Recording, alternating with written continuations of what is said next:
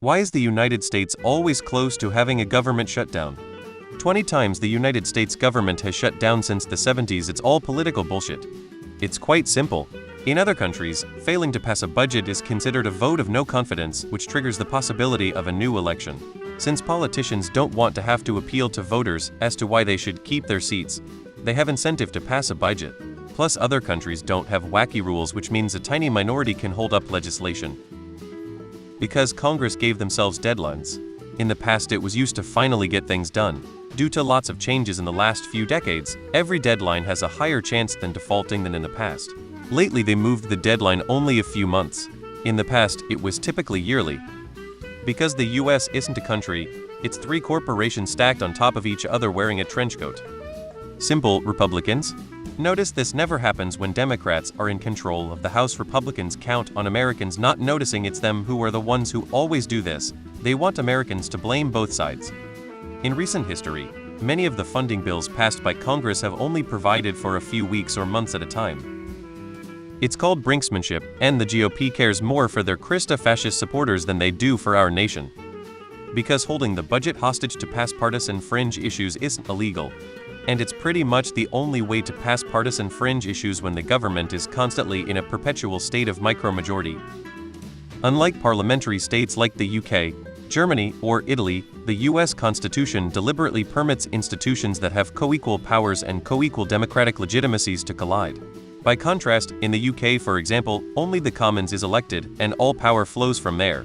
The government has an inbuilt majority, and the Lords, unelected, defers to it, particularly in matters of finance. In Germany, it's the same. The Bundestag gives legitimacy to the government, and so has a built-in majority, and the Bundesrat of Länder governments is not a chamber of equal power. So the US system is designed to conflict. But it was invented on the assumption that politicians would be rational actors seeking a common denominator of mutual benefit for the nation.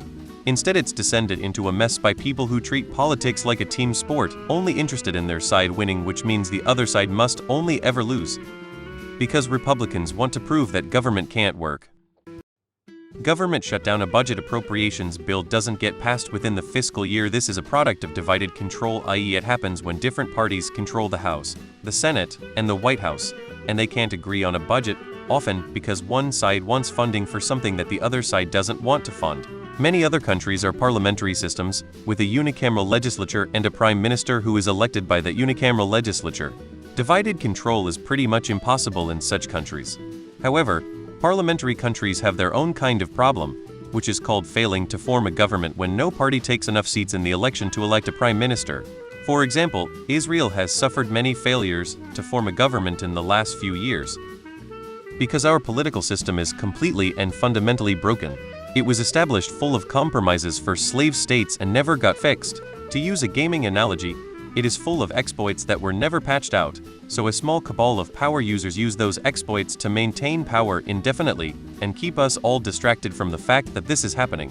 Government shutdowns are an example of an exploit. It's a way for one party to fuck shit up for the other party, and the only damage done is to the American people, aka nobody a politician cares about.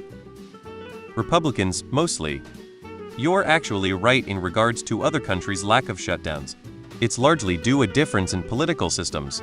Parliamentary systems are much less likely to have gridlock because they don't require the approval of a president, usually. In some countries, the previous budget will just continue to carry over, and in others, a failure to produce a working budget will trigger a reduction in future investments, or a reduction in parliament itself.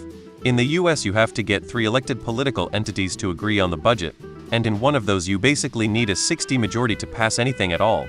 A shutdown doesn't necessarily mean that the government collapses, it just means that Congress hasn't decided how they are spending money, so the executive branch doesn't get any money and non-essential services shut down. Political parties use shutdowns as leverage because they know that shutdowns are bad, and they want to pin them on the other party. Because our government doesn't work for us and is not held responsible in any way by anyone other than the wealthy elites, who suffer nothing from such meaningless political theater. Because the US government is set up so Congress has to approve any outlay twice. First, there is legislation to approve money for X. Then Congress has to approve another piece of legislation to actually spend the money that was previously approved. If the spending bills don't pass, then there is no money, even though Congress approved that level of spending when they passed the appropriations bill. It's stupid. Belgium, for example, hasn't had a functioning prime minister cabinet for years, but the taxing and spending gets done by the regular bureaucracy, the executive, so no one gives a f. Because shutting down the gov means shutting everything gov related down except for essentials. Like personnel at NASA who support ISS will still have to report to work, even though they may not get paid until the gov reopens. While many ignorant people think shutdowns are great, they are not looking at the big picture. It affects everything from food inspections to trade. During Trump's shutdown, the longest on record thus far, they were about to shut down the airports because workers simply couldn't continue to work low pay and thus not showing up for work. Like air traffic controller, for example. Imagine what would have happened if Trump hadn't caved at that point with airports shut down. That's one of the reasons shouldn't fuck around like that. There are people in Congress activity trying to sabotage government and install a dictator. Best way to do it is cripple government operations. It's just political melodrama used as a negotiating tactic for getting things done. Greed and probably idiocy, but mostly greed. Because we are governed by numbskulls who are more concerned about pushing their agendas than running the place and balancing the budget. Because the Republicans like to hold the country hostage, so they can try to force some egregious far-right nuttery on Americans, reduce the age of consent to 6, or well destroy the country's credit rating and leave our bills unpaid. When the whiny GOP can't get their way, they shut down the gov. The last time we passed a real budget, Bill Clinton was president. Ever since then, Republicans have been mad that a Democrat gets to gloat about being the only. There were fears we would pay off our debts. Fiscally solvent, so now it's a cudgel to get crap deals made. Because our two political parties have become extremists and they act like running a government is a sport and only one party can win and it's our way or the highway. So they will essentially hold the entire country hostage in an effort to get their way, even though it may not in fact be the will of, or benefit the everyday citizens of the country.